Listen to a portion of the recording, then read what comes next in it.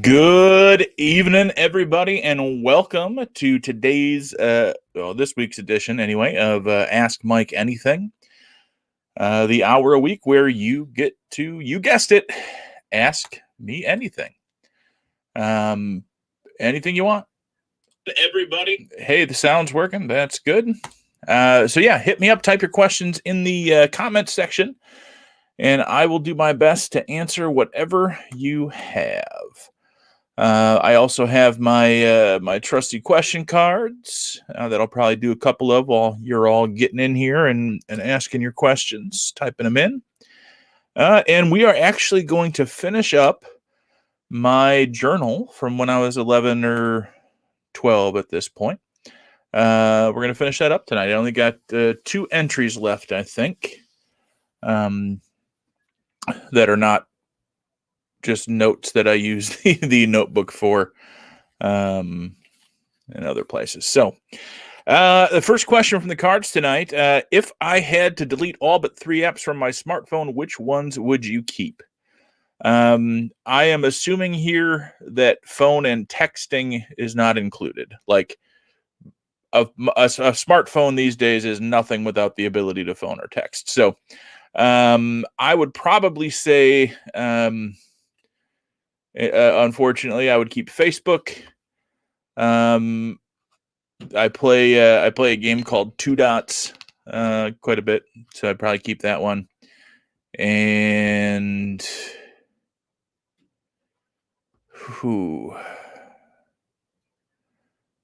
probably my photo app. You know, I like taking pictures and doing video, that kind of stuff. So, yeah, those would be the 3. All right, go ahead, hit me up with your questions. Oh, we don't have anybody in yet, so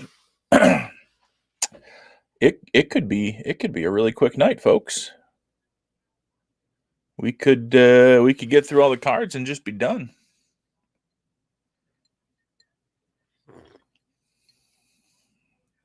You may notice my lighting is a little different, a little better, I think.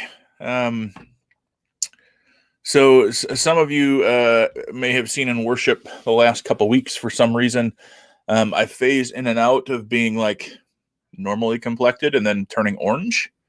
And while orange is my favorite color, it's not the color I want, you know, I want to be. So I picked up some studio lighting that will hopefully help with some of that. We'll find out this week as we get to recording stuff for Sunday. It doesn't seem to do it live when I'm on my phone. So, all right. Any questions? All right, I'm gonna jump to another card. Righty. Would you rather have a road trip with Donald Trump or O.J. Simpson? I don't even really have to think about this one. I would much rather be on a road trip with O.J. Simpson, just because I know we could at least talk about football. So, yeah. All righty. In the cup tonight, it's a fall old fashioned. Just because I didn't have any other syrup handy. That is why it's a fall old fashioned. All right, really? Nothing on your minds tonight. Okay. That's all right. All righty. So I'm going to jump to the next card. What's the funniest place you've ever fallen asleep? Now, this one has happened during quarantine. It was during this last summer. I don't know who's all watching right now, but if my buddy Brian Coker is watching, he knows this story.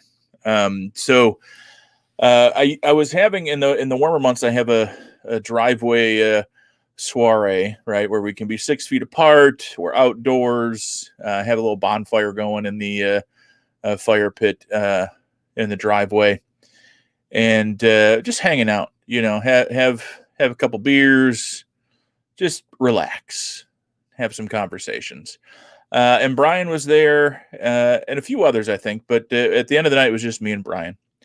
And about midnight, I had pulled down one of our more comfortable chairs from the front porch. I hadn't done that before. Previous to then, it was always, a harder camp chair. This was a comfy wicker chair with padding, and it was very nice, very cozy by the fire. So it gets to be about midnight. I've had a couple beers, having fun with Brian. We're talking. He has to leave. We say goodnight. And the next thing I know, it's 4 a.m. And I was sleeping in that for sure. And the way I've told the story has been, I fell asleep and Brian left. He just left me there. Oh, hey, Sonia Luna. Thank you for your question. Do I think we should stop changing the time? Yes. By all that is true and holy and good, yes. The daylight savings time thing is just ridiculous. It doesn't help anybody. It's weird, and especially when, for Bree and I as clergy, that means it affects our day. It affects our week big time. And it's always, especially now, did our cell phones reset themselves properly? Are our alarms going to go off right? And you just never know. And it tends to be when you have in-person worship, or live stream even, and you want to be on the right time, it really does end up acting like a bit of jet lag for a day or two, just trying to get oriented to it. So yeah, we should do away with it. It's a silly thing. It may have been good once upon a time, but it's not a useful tool anymore, I don't think. Carly, why are kids' boogers so sticky?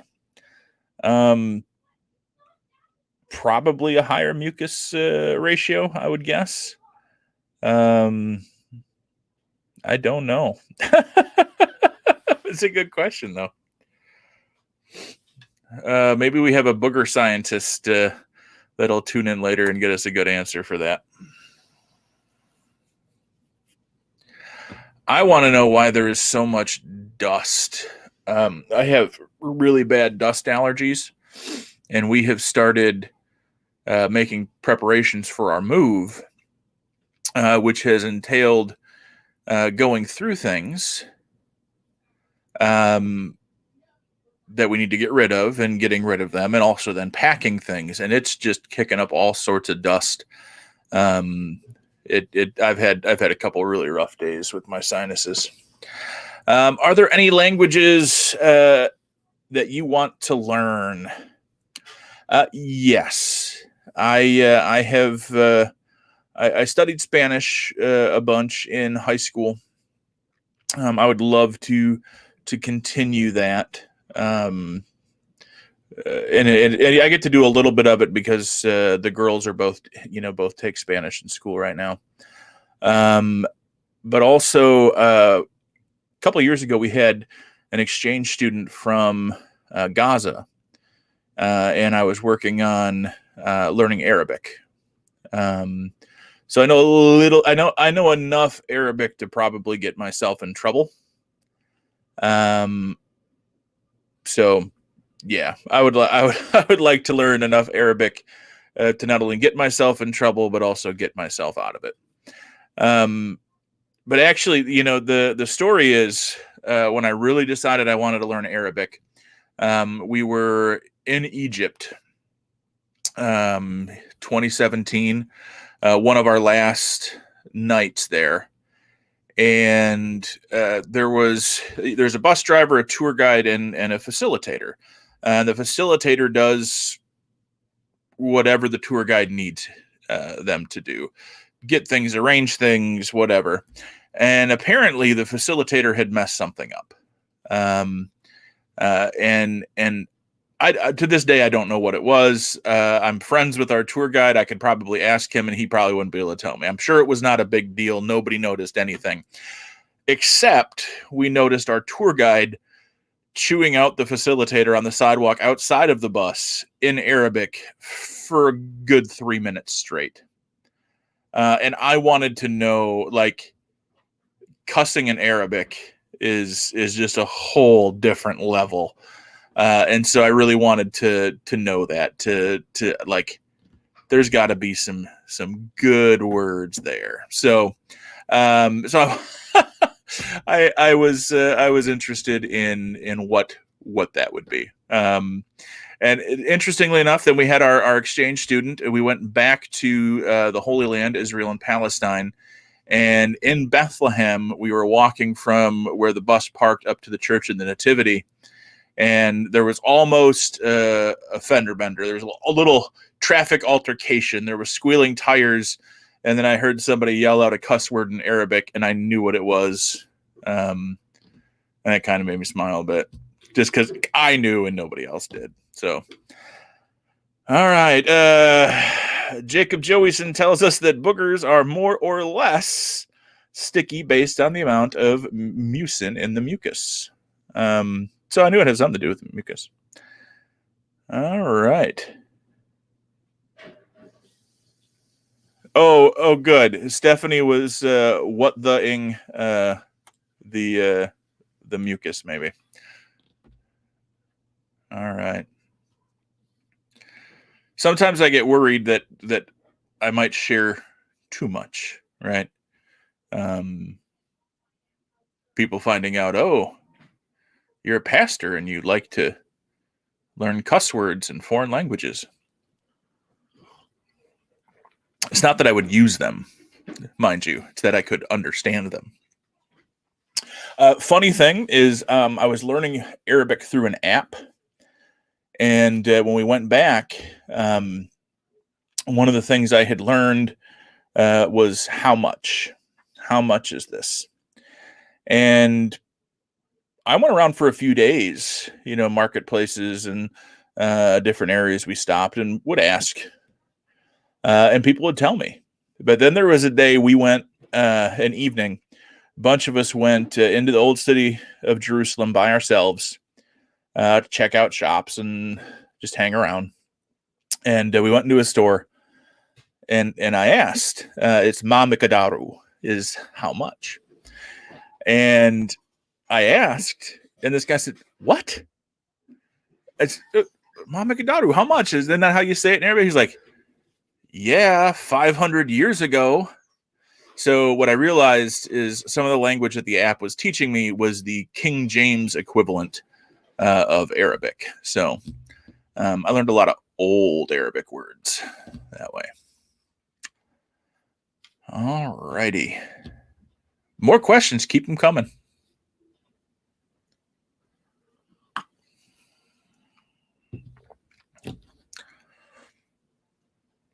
All right. You keep them coming. I'm going to read one of the journal entries for tonight.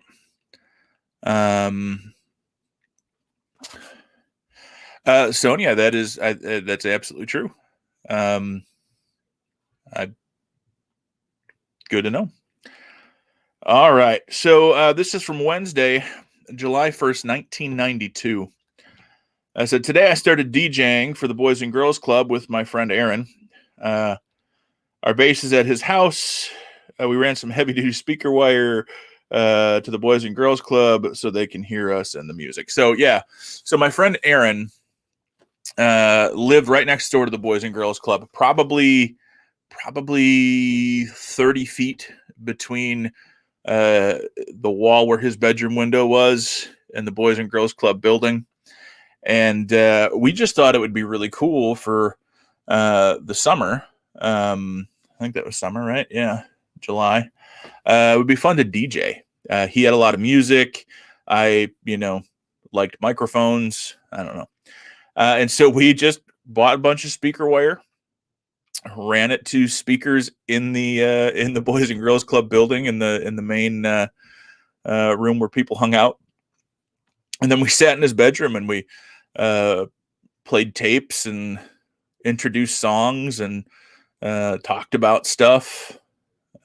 Much simpler days, but we were highly amused by that for about a week. And then we wound up building a what amounted to back then to a portable DJ booth. It took a full trailer. And we started DJing dances at the Boys and Girls Club as fundraisers. That was a lot of fun. So,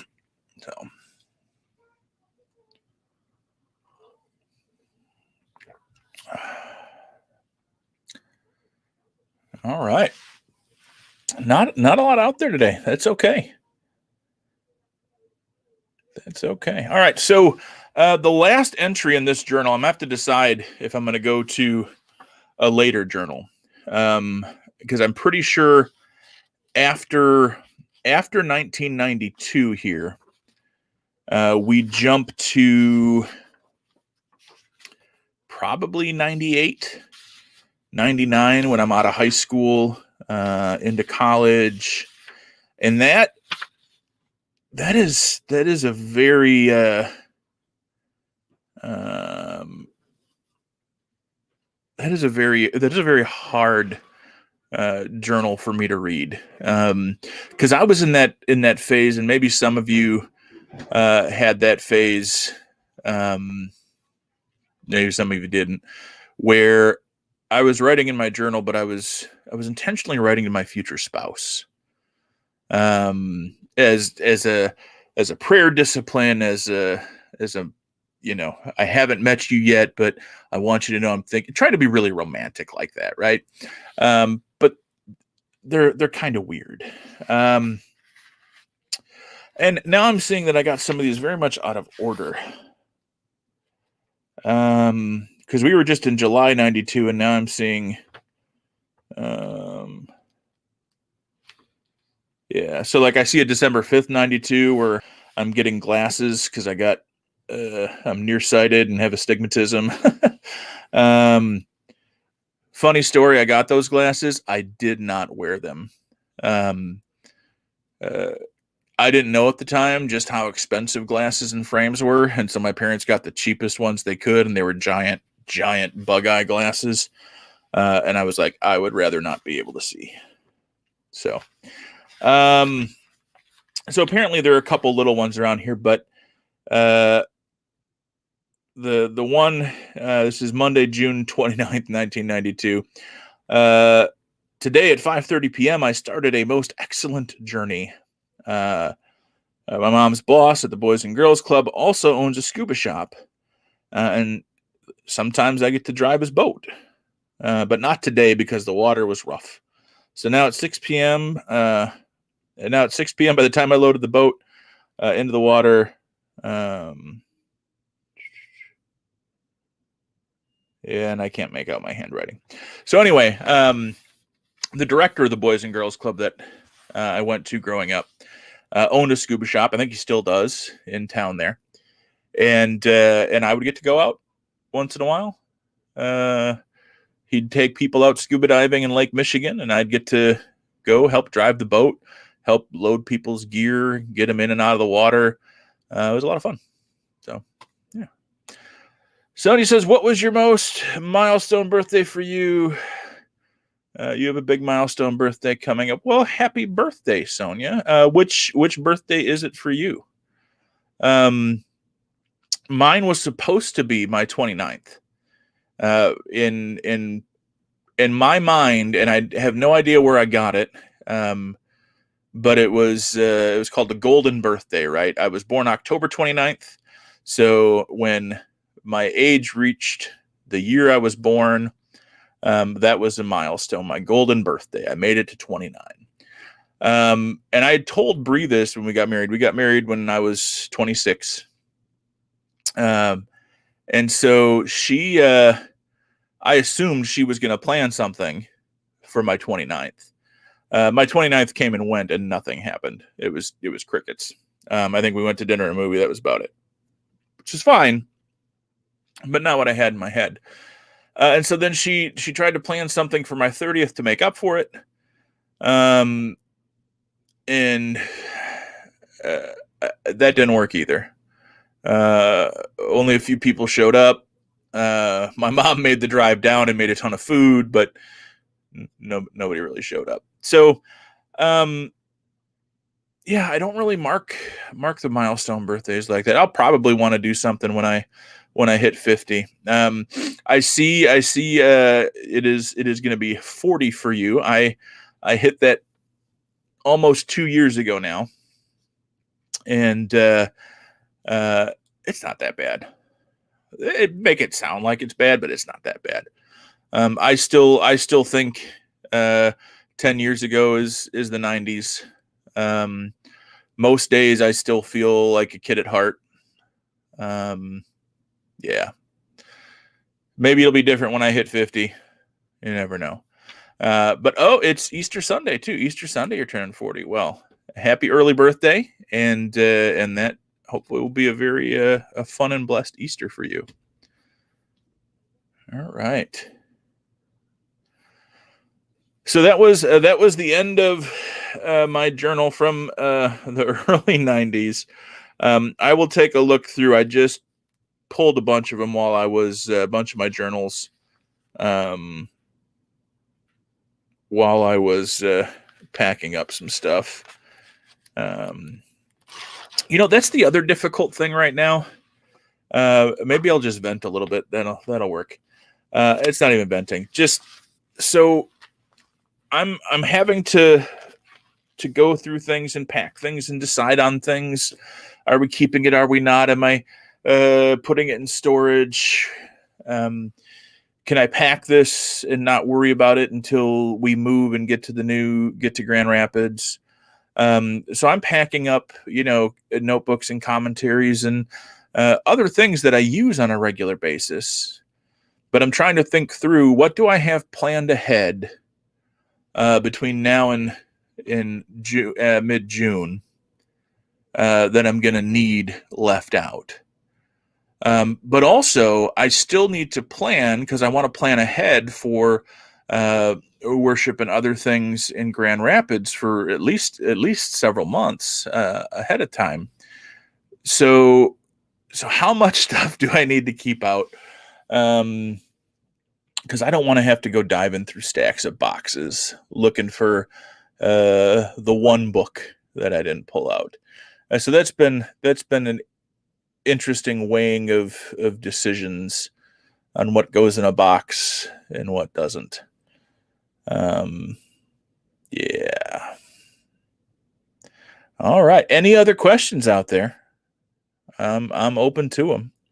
I saw somebody tagged me. My rule for math, right? If somebody asks me a math question, is just to answer 42, which is from Hitchhiker's Guide to the Galaxy, the answer to life, the universe, and everything. And I saw somebody posted, I don't know if it's true, but apparently that in some form of computer language, 42 is the numeric equivalent for an asterisk. And an asterisk means whatever you want it to mean. So what is the meaning of life, the universe, and everything? It means what you want it to mean. I thought that was really cool. I don't know if it's true. I would like it to be true because I think it would preach someday. But yeah. Anyway, questions, comments, thoughts?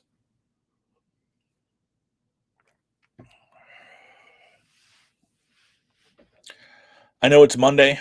I know it's still light out, which is nice. I got up to come in and set this up, and I'm like, it's still light out. All right. I got one from Jessica. What part of your daily schedule is your favorite part of the day? Nap time. I instituted during when we realized that this lockdown, staying home, working from home thing was going to be longer than a couple weeks. I instituted nap time. That was very nice. But really and truly, my favorite part of the day that is not a 20 to 30 minute nap. There are a couple, and they have to do with different aspects of life. So I love doing Fun with Faith with Bree. Getting to sit down and talk scripture with her and just have that interaction is phenomenal. So that's been a huge blessing and very much a favorite part of my daily schedule. The second is good, positive, constructive time with my kids. Right now, the best part is picking Braylee up from school. I get to hear about her day, that kind of thing. Or when I get to have, heart to hearts with Michaela. Those don't happen nearly as often. The other piece I like to do is, so this is the type of person. This is part of what goes on in my head. No surprise to anybody. I was not a supporter of the former president, Donald Trump. And as soon as it went like, we're going to cancel TikTok, I was like, I should check out this TikTok. And I have become the foremost connoisseur of cat videos on TikTok. And so a super fun part of the day is at dinner. Once everybody has they're towards the end of the meal, I will show my favorited cat videos from the day, and we all get a good laugh. Carly wants to know, does the rotation of pastors have anything to do with spiritual growth? Not sure how to word it, but somehow is there growth in being somewhat uncomfortable, or was that never the intention? So itinerancy kind of evolved from John Wesley not very much having a specific church to preach in, and going from open air pulpit to open air pulpit. But it was a way of reaching people where they were. Right now, what is going to be considered when pastors are moved in the current itinerant system are things like, so the first thing that happens is every year there are pastors who retire, and those churches are going to need pastors. And so it becomes a question of who is best equipped, who has the proper gifting to lead those congregations. There are congregations who don't like their pastors, who say, hey, this really isn't working.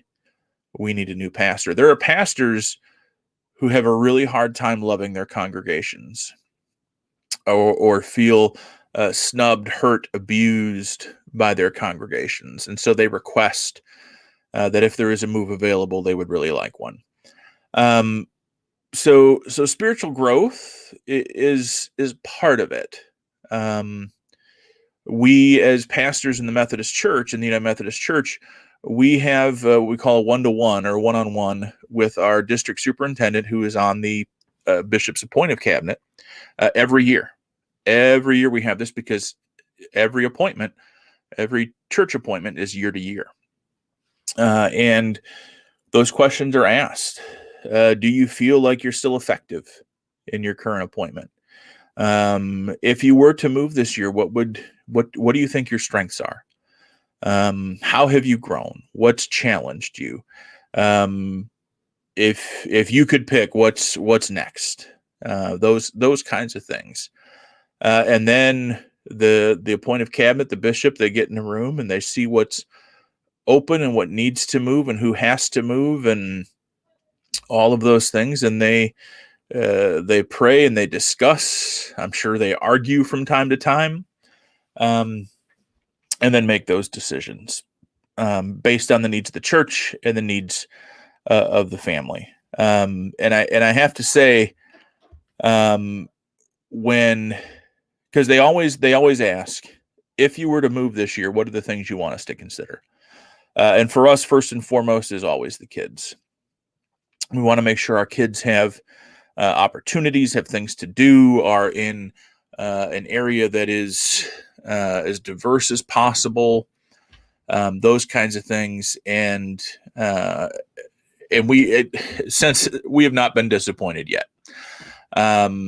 So yeah, there's intention about where you're at spiritually. There's an intention about where churches are at and what they need and what they can use and what's going to be helpful for that. Somebody wants to know how many times you've been moved. So we started out, we weren't serving churches.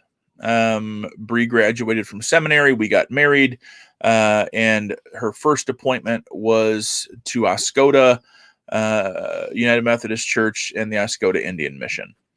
And we were there for 8 years. Then we got moved to Ypsilanti.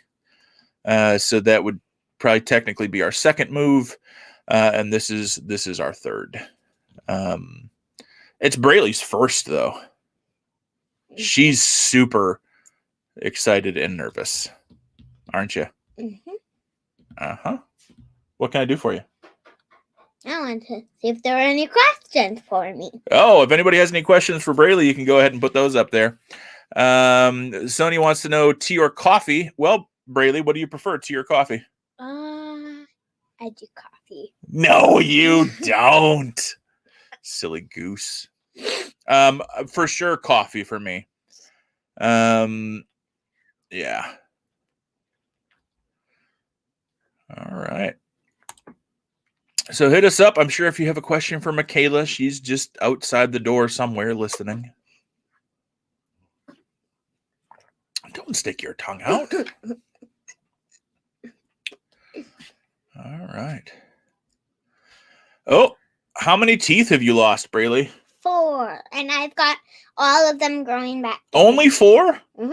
I feel like you've lost more than 4. Well, 4 and 2, so technically that's 6. There you go. Yeah, because these 2 are lost. But like these main ones up front here, up top, those came out. Mm-hmm. Braylee let me try once. We did the tie a piece of dental floss to the loose tooth, tie the other end to a Nerf dart, and shoot the Nerf gun. That didn't work for her. It worked for Michaela once. What is your favorite movie, Braylee? Ooh. Let's see. Frozen, probably. No, Frozen 2. I would not have guessed that Frozen was your favorite movie. What would you have guessed? I would have guessed Frozen. And Frozen 2. Yeah. Anything to do with Elsa? Yeah. Yeah. If you're asking me my favorite movie, that is a bit more difficult to question. I would have to go probably like all around. I would have to go Princess Bride. Also Star Wars. Star Wars are some of my favorite, as well as Die Hard, and I like any movie for the most part. I'm sure there are some I wouldn't like, but I just like movies. All right. Any other questions? My sinuses are acting up. Braylee, do you have any questions for Daddy? How about a joke? You have a joke? Mm-hmm. What's your joke? Knock, knock. Oh, don't do knock, knock jokes. I'm not going to do that. No, you're no good at knock, knock jokes. I won't do that one. Okay. Knock, knock. Who's there? Fart. Fart who? Farting in your seat. No more knock, knock jokes for you. Okay. Except for when there's no camera. Nope. No more knock. I'm cutting you off. No more knock, knock jokes. So, Braylee, what are you most looking forward to in moving to Grand Rapids? The schools. The schools. We've heard good things about the schools, haven't we? Kayla's even saying when we first got to see mine, she might come over for sometimes because the playground. Oh, the playground is really nice. Yep. Mind. Yep. It's cool. What do you think you're gonna miss the most from Ypsilanti? Probably the school in this house. The school in this house. Mm-hmm. This has been a really good community for us, hasn't it? Mm-hmm. Lots of wonderful. This is your hometown. Did you know that? Mm-hmm. Hang on. You have 5 people in this house. 5 of us. Daddy's hometown is Menominee, Michigan. Mm-hmm. Mommy's is Menominee, Michigan. Michaela's is Oscoda, Michigan. Mm-hmm. Grandma's is Marinette, Wisconsin. You, young lady, your hometown is Ypsilanti. Mm-hmm. That's pretty cool. Mm-hmm. It feels like my hometown, but it is yours. Mm-hmm. Awesome. All right. I'm not seeing any other questions, and that's okay. We can make this a short one. I'm totally fine with that. But if you do have any more, hit me up. And if we end this and you have one, you think of one, hit me up anyway. I'll use it next week. That's kind of how this works. Any questions? I see one. That's not a question. That's a smile. That's a laughing face.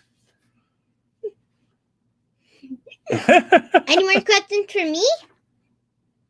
How tall are you? I have to go look at the chart for that. Oh. How many words do you know? A lot.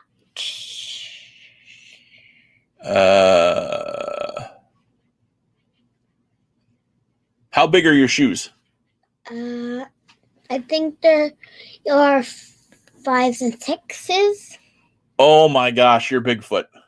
No, I'm not. Bigfoot would be 100 feet. Oh, Bigfoot would be 100 feet? Yeah, all right. 100. All right. What's your favorite food? Mashed potatoes and peas. Mashed potatoes and peas? With gravy and also meatloaf. With gravy and also meatloaf. All right. I think that's it. We had a good night, folks. Thanks for joining us, and we will see you next week. Again, hit me up with your questions when they come to mind, and we'll talk more next time.